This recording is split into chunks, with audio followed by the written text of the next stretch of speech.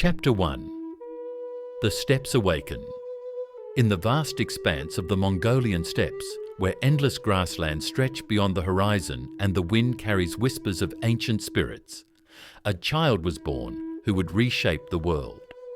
The year was approximately 1162, and the Mongol tribes lived as they had for centuries, nomadic herders locked in endless cycles of warfare, survival, and migration across the harsh but beautiful landscape of Central Asia. This child was born clutching a blood clot in his tiny fist, an omen that the shamans declared significant. His father, Yasugai, a minor chieftain of the Borjigin clan, named him Temüjin, after a Tatar warrior he had recently defeated. Little did the world know that this baby, born into a fractured confederation of warring tribes, would one day unite the Mongols and create the largest contiguous land empire in human history. The Mongolia of Temüjin's birth was a harsh and unforgiving world. Temperatures could plummet to 40 degrees below zero in winter, while summer brought scorching heat and violent storms. The Mongol people lived in portable felt tents called gers, following their herds of horses, sheep, goats and cattle across vast distances in search of fresh pasture. Life was precarious, dependent entirely on the weather, the health of the animals, and the constantly shifting alliances between rival clans. The Mongols were not alone on the steppes. The region was home to numerous tribal confederations, the Tatars to the east, the Merkits to the north, the Naimans to the west, and the Karaites in the centre.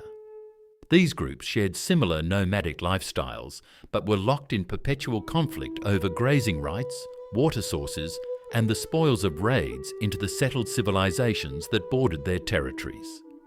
When Temüjin was 9 years old, his father arranged a marriage alliance with the Ungirat tribe, leaving the boy with his future in-laws to cement the relationship.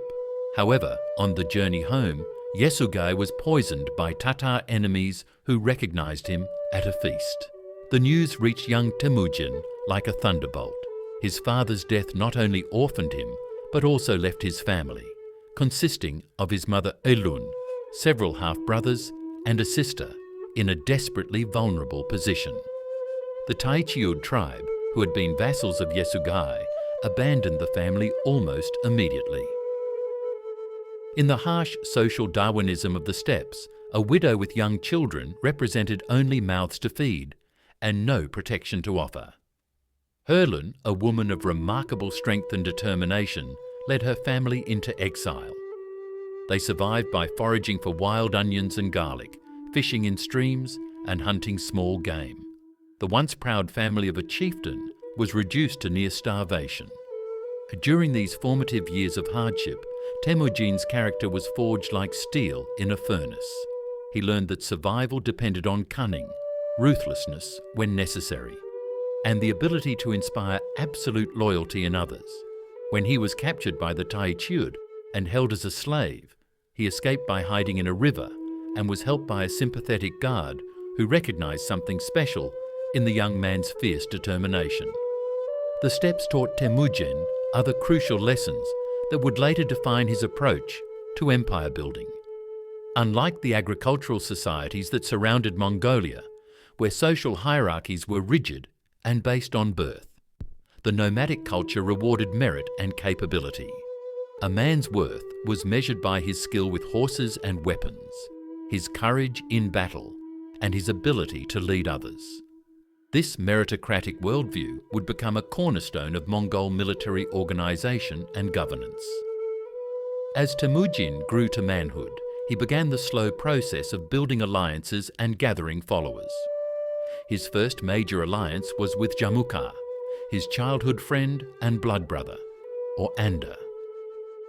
Together, they raided enemy camps and gradually accumulated horses, weapons, and warriors. However, their friendship was destined to become one of history's great rivalries, as both men harbored ambitions to unite the Mongol tribes under their leadership. The breaking point came when their followers elected Temüjin as their leader, giving him the title of Khan. Jamukha, jealous and threatened, declared war on his former blood brother. This conflict would define the next phase of Temujin's rise to power and set the stage for the unification of Mongolia under a single, unprecedented leader.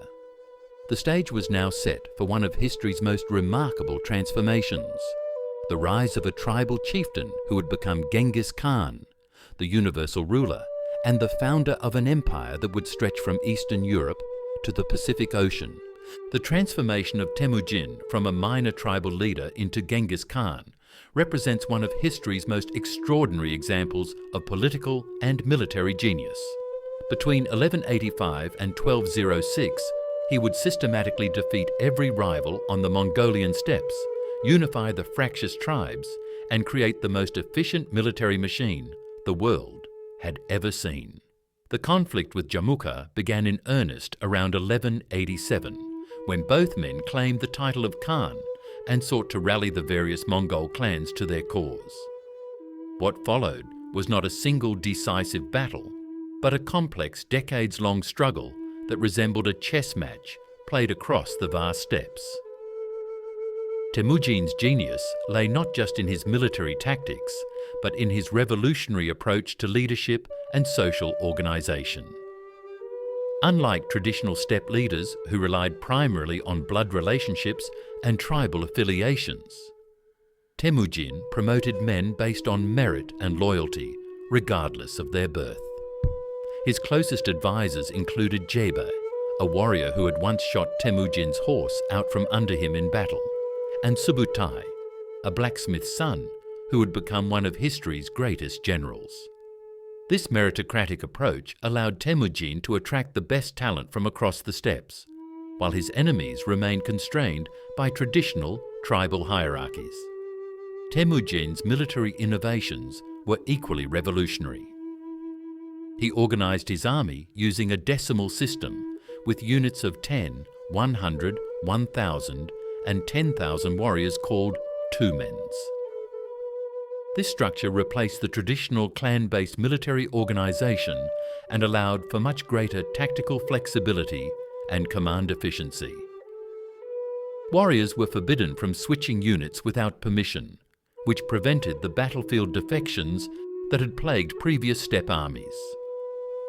The Mongols under Temujin perfected the art of mounted archery and developed new tactical approaches that would terrorize their enemies for generations.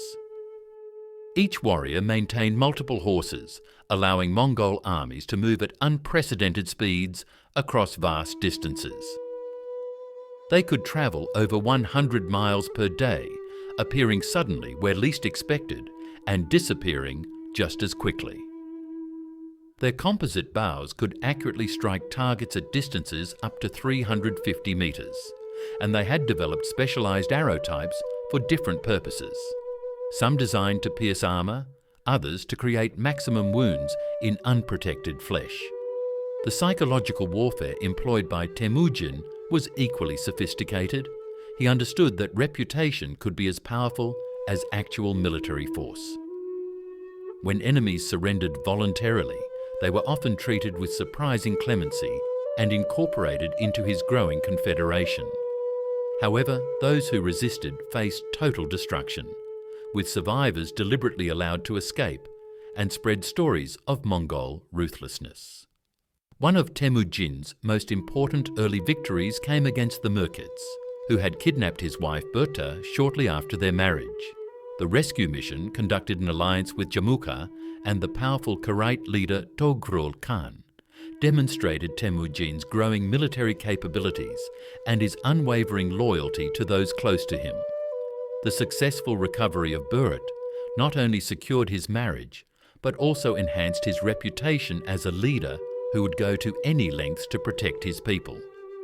However, the alliance with Jamukha was increasingly strained by their fundamental differences in leadership philosophy. Jamukha represented the traditional aristocratic approach to steppe politics, maintaining strict social hierarchies and ruling through fear and tribal connections. Temujin, by contrast, was creating something entirely new: a confederation based on personal loyalty to him rather than traditional tribal structures. The decisive break came when some of Jamuka's followers defected to Temüjin, citing his more generous treatment of warriors and his promise of advancement based on merit rather than birth. Jamuka's response was characteristically brutal. He executed the defectors by boiling them alive in iron cauldrons. This act of cruelty backfired, driving more followers to Temüjin's camp and reinforcing his reputation as the more honourable leader. The war between the two former blood brothers escalated dramatically. In 1201, a coalition of tribes that felt threatened by Temüjin's growing power elected Jamuka as their overall leader with the title of Gur Khan, or universal ruler. This forced Temüjin into what appeared to be a desperate position, facing a coalition that outnumbered his forces significantly. But Temüjin had learned to turn apparent weakness into strength. Rather than face the coalition in open battle, he employed a strategy of strategic withdrawal and guerrilla warfare. He struck at isolated enemy units, disrupted supply lines, and gradually wore down the coalition's cohesion. His intimate knowledge of steppe geography allowed him to lead enemy forces into ambushes and traps, while his superior intelligence network kept him informed of enemy movements. The turning point came at the Battle of Khoitan in 1201, where Temüjin achieved a decisive victory over the coalition forces. The battle demonstrated his tactical genius, as he used a feigned retreat to draw the enemy into a disadvantageous position, then struck with devastating effectiveness. The victory shattered Jamuka's coalition and established Temüjin as the dominant power on the eastern steppes. Over the following years, Temüjin systematically eliminated his remaining rivals. The Naiman Confederation under Tayang Khan posed the last serious threat to Mongol unification. In 1204, Temüjin faced the Naimans at the Battle of Chakirmaut, where his forces completely destroyed the last major opposition to his rule. Tayang Khan was killed in the battle, and his son Kuchlug fled to the distant Khwarezmian Empire. Jamuka, now abandoned by most of his followers, continued a desperate guerrilla campaign until 1205, when his own men finally betrayed and captured him. In a final meeting between the former blood brothers, Jamuka acknowledged Temüjin's superior leadership and asked to be executed honourably, without the spilling of his blood. Temüjin granted this request, having his former friend wrapped in a blanket and his back broken, a death considered honourable among the Mongols. With his last serious rival eliminated, Temüjin called a great assembly, or Kurultai, in 1206 near the source of the Onon River. The gathering included representatives from all the Mongol tribes, as well as many Turk and other steppe peoples who had submitted to his authority. In a ceremony that would echo through history, the shamans declared Temüjin to be Genghis Khan, the universal ruler, and proclaimed that the eternal blue sky had granted him dominion over all peoples who lived in felt tents. The unification of the Mongol tribes under Genghis Khan represented more than just a military conquest. It was the creation of a new kind of state that combined the mobility and military effectiveness of nomadic culture with unprecedented organizational sophistication. The stage was now set for this unified force to explode outward from the steppes and reshape the civilized world. With the Mongol tribes unified under his rule, Genghis Khan faced a momentous decision that would alter the course of world history. The traditional pattern for steppe confederations was to raid the settled civilizations on their borders, extract tribute, and then fragment back into smaller tribal units. But Genghis Khan envisioned something far more ambitious: the systematic conquest and incorporation of these civilizations into a single, vast empire. The Mongol war machine that emerged from the steppes in the early 13th century was unlike anything the world had ever seen. It combined the traditional strengths of nomadic cavalry with revolutionary innovations in military organization, tactics, and technology. At its core was the decimal system of military organisation that Genghis Khan had perfected during his unification of Mongolia. The basic unit was the arban of 10 warriors, commanded by an experienced fighter. 10 arbans formed a jagun of 100 men. 10 jaguns formed a mingan of 1,000, and 10 mingans formed a 2 men of 10,000, the largest operational unit in the Mongol army. This structure was revolutionary because it transcended traditional tribal and clan loyalties. Warriors were deliberately mixed between units to prevent the formation of potentially rebellious tribal blocs, and loyalty was directed upward through the command structure to Genghis Khan himself. The system allowed for unprecedented tactical flexibility and coordination, enabling Mongol armies to execute complex maneuvers involving tens of thousands of warriors with clockwork precision.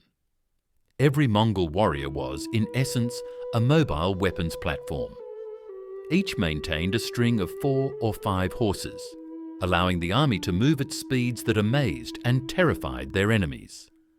A typical Mongol could travel 100 miles in a day, and the army could cover vast distances while living off mare's milk, dried meat, and what they could hunt or forage along the way.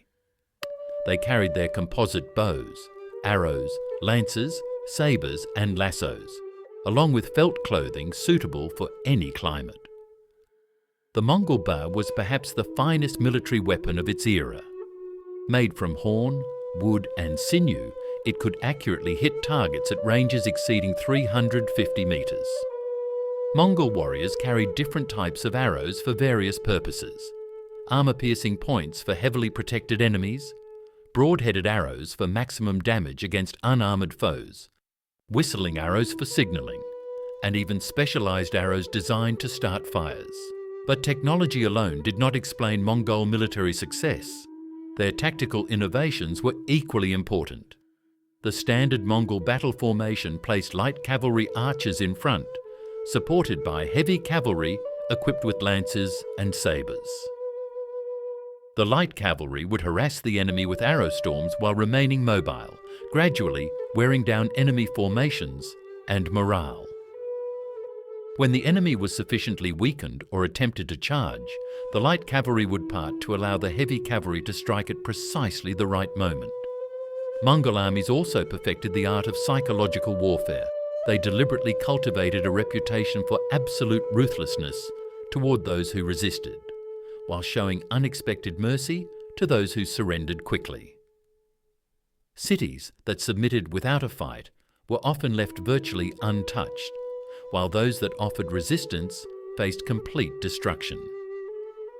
Refugees and survivors were deliberately allowed to escape to spread tales of Mongol ferocity, often causing subsequent targets to surrender without a fight. Intelligence gathering was another Mongol strength that is often overlooked. They maintained extensive networks of spies and informants, often using merchants and travellers who could move freely between different regions. Before attacking a target, Mongol commanders typically possessed detailed information about enemy strength, fortifications, political divisions, and economic resources. This intelligence advantage was often as important as their military superiority. Genghis Khan's first major target was the Western Xia Kingdom, located in what is now northwestern China. This Tangut kingdom controlled crucial sections of the Silk Road and had grown wealthy from trade taxes. The Western Xia also possessed sophisticated siege warfare technology and military techniques that the Mongols needed to learn if they were to conquer fortified cities. The campaign against Western Xia, beginning in 1209, served as both a military objective and a training exercise for the Mongol army. The Mongols initially struggled against fortified positions, as their traditional cavalry tactics were less effective against walls and towers. However, they quickly adapted, learning siege techniques from captured engineers and incorporating Chinese and other foreign specialists into their army. One of Genghis Khan's most important innovations was his willingness to learn from conquered peoples and incorporate their knowledge into Mongol military doctrine. Chinese siege engineers taught the Mongols how to build and operate catapults, trebuchets, and other siege engines. Muslim and Persian administrators showed them how to govern large populations and manage complex economies. This adaptability would prove crucial as the Mongols encountered increasingly sophisticated civilizations. The Western Jia campaign also demonstrated Genghis Khan's strategic patience. Rather than attempting to conquer the entire kingdom immediately, he focused on capturing key cities and trade routes, gradually strangling the kingdom's economy. By 1210, the Western Xia ruler was forced to submit and acknowledge Mongol supremacy, though the kingdom retained nominal independence. With the Western Xia neutralized, Genghis Khan turned his attention to a far greater prize, the Jin dynasty of northern China. The Jin, ruled by the Jurchen people who had conquered the region from the Song dynasty decades earlier, controlled one of the world's wealthiest and most populous regions. Their army was well equipped and numerous, and their cities were protected by some of the most advanced fortifications in the world. The Jin invasion, beginning in 1211, would test every aspect of Mongol military capability. The campaign opened with a series of devastating raids that swept across the Jin frontier, destroying military installations and disrupting communications. Mongol columns struck deep into Jin territory, appearing suddenly at cities hundreds of miles from the border, then vanishing before Jin relief forces could respond. The psychological impact of these early raids was enormous. The Jin had grown complacent behind their fortifications, believing that nomadic raiders could be easily contained. The sudden appearance of large Mongol forces far inside their territory shattered this confidence and caused panic in major cities. Many local commanders surrendered their positions rather than face destruction. However, the conquest of northern China also presented the Mongols with their greatest challenge to date: siege warfare on a massive scale. Cities like Zhongdu, the Jin capital, were protected by walls 40 feet high and defended by thousands of soldiers equipped with the latest military technology, including early gunpowder weapons and sophisticated crossbows. Genghis Khan's response demonstrated his strategic brilliance. Rather than attempt costly direct assaults, he implemented a comprehensive strategy of economic strangulation and psychological warfare. Mongol forces systematically destroyed the Jin agricultural infrastructure, forcing hundreds of thousands of refugees to flee to the cities. This created food shortages and disease outbreaks that weakened urban defences more effectively than any siege engine. The Mongols also learned to exploit political divisions within the Jin Empire. Many Chinese officials and generals had little loyalty to their Yuetian rulers and could be convinced to switch sides or provide intelligence. The Mongol policy of incorporating defeated enemies into their own forces gradually built a coalition that included not just Mongols, but also Chinese, Khitan, Korean, and other ethnic groups united under Genghis Khan's leadership. By 1213, the Jin dynasty was in desperate straits. Much of northern China was under Mongol control, and the capital at Zhongdu was under siege. The Jin emperor attempted to buy peace by offering tribute and one of his daughters in marriage to Genghis Khan. But the Mongol leader had decided that nothing less than complete conquest would suffice. The fall of Zhongdu in 1215 marked a turning point in world history. For the first time, a nomadic confederation had successfully conquered one of the world's major civilizations. The wealth captured from the city was staggering. Enough gold, silk, and other treasures to finance further campaigns for years. More importantly, the Mongols had proven that their military system could adapt to overcome any challenge, from mobile cavalry warfare on the steppes to complex siege operations against the world's most advanced fortifications. The conquest of northern China also provided Genghis Khan with the resources and expertise needed for even more ambitious campaigns. Chinese engineers, administrators, and craftsmen joined the growing Mongol Empire, bringing knowledge that would prove invaluable in future conquests. The stage was now set for the Mongol expansion to accelerate dramatically, as Genghis Khan prepared to unleash his war machine against the Islamic world and Europe. While Genghis Khan's armies were consolidating their conquest of northern China, events were unfolding in Central Asia that would lead to one of history's most devastating military campaigns.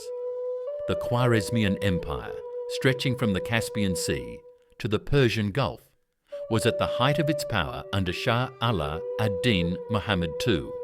This vast Muslim empire controlled much of modern-day Iran, Afghanistan, Uzbekistan and Turkmenistan, and its ruler considered himself one of the most powerful monarchs in the Islamic world.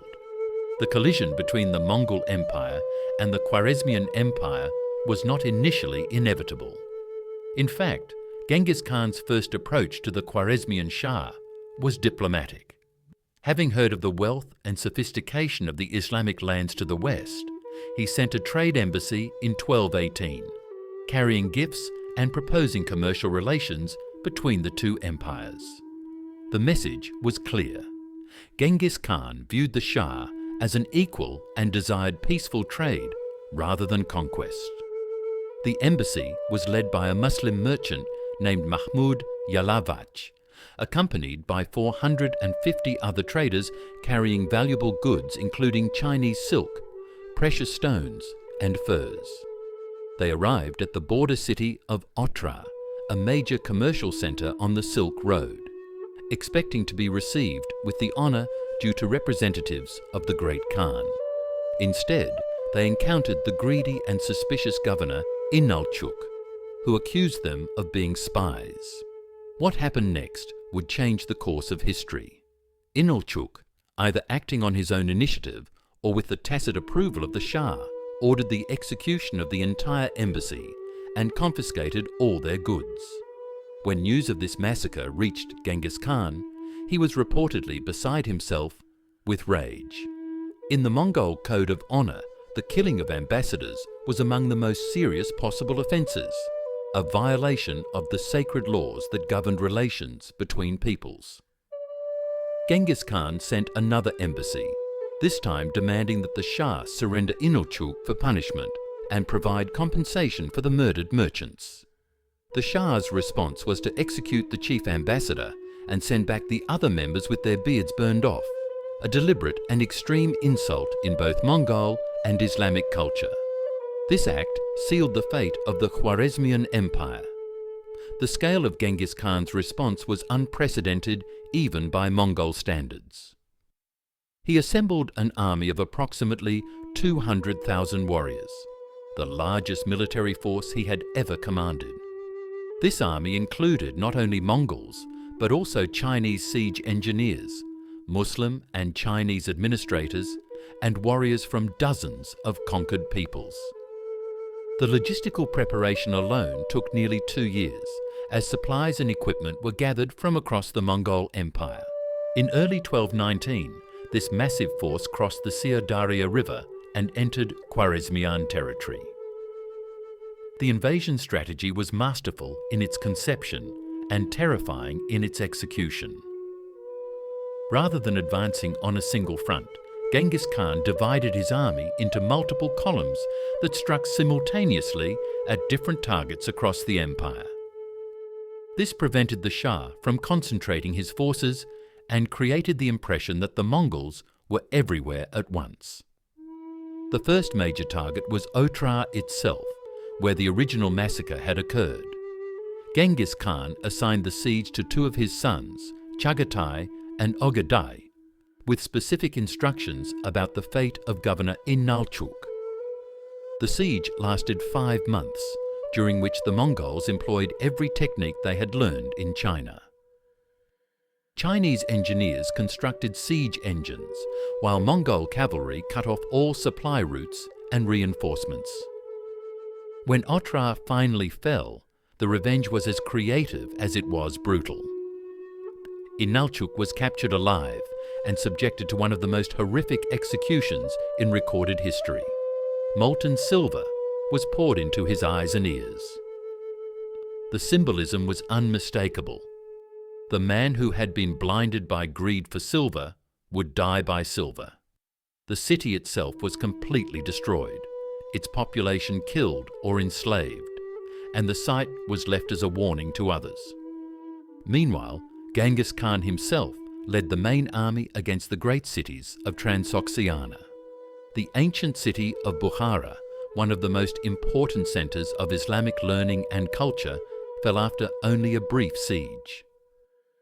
When Genghis Khan entered the city's great mosque, he reportedly climbed the pulpit and announced to the assembled population that he was the punishment of God, sent to chastise them for their sins. The treatment of Bukhara set the pattern for what would follow. The city's fortifications were demolished, its treasures looted, and its population subjected to systematic violence. Scholars, artists, and religious leaders, the very people who had made Bukhara a centre of civilization, were particularly targeted for elimination. Libraries containing irreplaceable manuscripts were burned, and architectural masterpieces were reduced to rubble. The destruction of Samarkand was even more complete. This ancient city, one of the jewels of Central Asia, surrendered after seeing what had happened to other cities that resisted. Despite the surrender, the Mongols ordered the entire population of 100,000 people to be evacuated to the plain outside the city.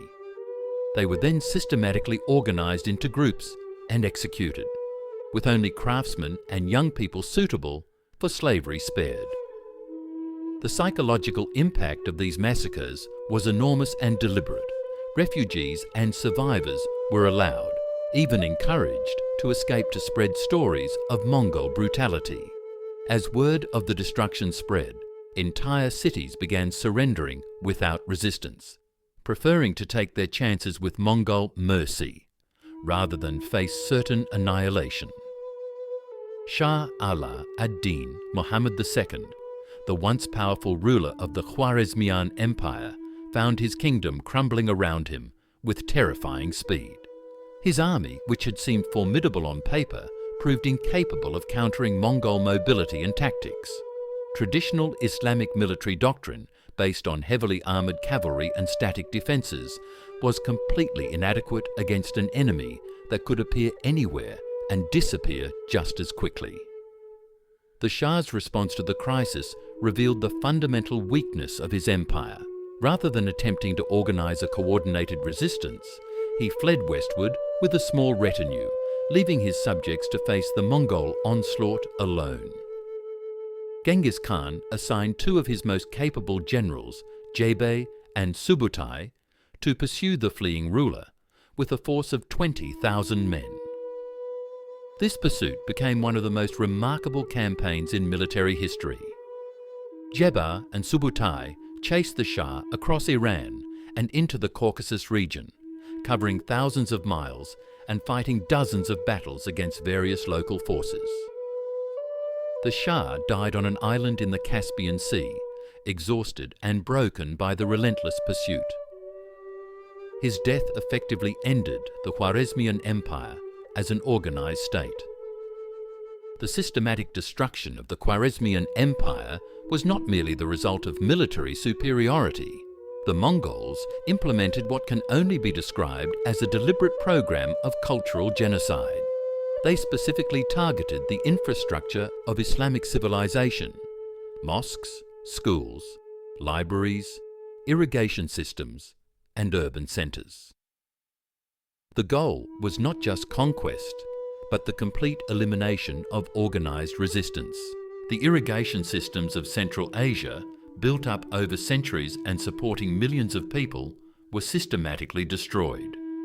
Dams were broken, canals filled in, and the knowledge needed to maintain these systems was eliminated, along with the engineers and administrators who possessed it. The result was the transformation of formerly fertile regions into wastelands that in many cases have never recovered. Contemporary Islamic historians described the Mongol invasion as the greatest catastrophe in the history of their civilization. The 13th century Persian historian Atta Malik Juvaini, who served the Mongols after the conquest, wrote that, "In the countries of Islam, before the coming of Genghis Khan, there were so many learned men that their numbers could not be computed, but today there are not even 1/100th of what there were. The human cost was staggering. Modern historians estimate that the population of the Khwarezmian Empire dropped by as much as 75% during the Mongol conquest, not only from direct violence, but also from the destruction of the economic and social infrastructure needed to support large populations. Ancient cities like Merv, Nishapur, and Balkh were so thoroughly destroyed that they never regained their former importance. But the Mongol conquest of the Islamic world also had unintended consequences that would shape history for centuries to come. The destruction of the Khwarezmian Empire removed the last major obstacle to Mongol expansion westward into Europe and southward into India. The wealth captured from the Islamic world financed further Mongol campaigns, while the administrative and military expertise of conquered Muslims enhanced Mongol capabilities. Perhaps most significantly, the trauma of the Mongol conquest fundamentally changed Islamic civilization. The confidence and intellectual openness that had characterized the Islamic Golden Age gave way to a more defensive and conservative mindset. The philosophical synthesis of Islamic, Greek, and Persian thought that had flourished in cities like Baghdad and Samarkand was replaced by a more rigid orthodoxy that viewed innovation and outside influence with suspicion. As the smoke cleared over the ruins of the Khwarezmian Empire in 1221, Genghis Khan had achieved something unprecedented in human history. His forces had destroyed one of the world's major civilizations in less than 3 years, covering thousands of miles and conquering territories that had taken centuries to develop. The Mongol war machine had proven its ability to adapt to any enemy and overcome any obstacle. But this was only the beginning. The conquest of the Islamic world had provided the Mongols with the resources and expertise needed for even more ambitious campaigns. The Great Khan's generals were already probing into the Caucasus and southern Russia, while advanced forces were testing the defences of India. The Mongol Empire was about to enter its period of maximum expansion, as Genghis Khan's successors would carry his banner to the gates of Vienna and the islands of Japan. In 1227, as summer yielded to autumn on the Mongolian steppes, one of history's most consequential figures lay dying in his camp during the final campaign against the Western Siar. Genghis Khan, the man who had unified the Mongol tribes and unleashed them upon the world, was approaching the end of his remarkable life. The exact circumstances of his death remain shrouded in mystery. Some sources suggest he fell from his horse during a hunt.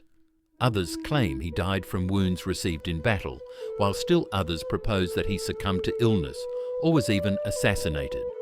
What is certain is that Genghis Khan had spent his final months completing the conquest of Western Siar, the kingdom that had dared to refuse him tribute and assistance during his campaign against the Khwarezmian Empire.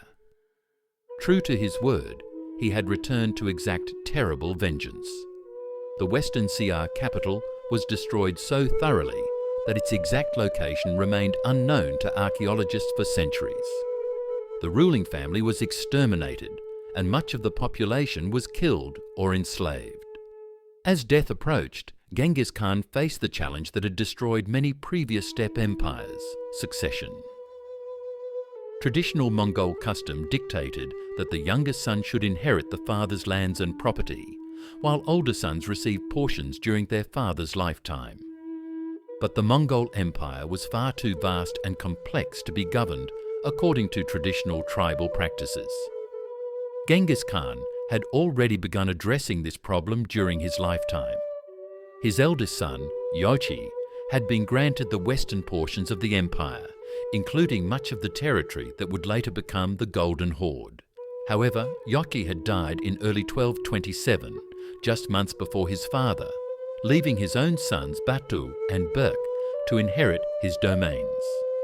The second son, Chagatai, received the Central Asian territories, including much of the former Khwarezmian Empire.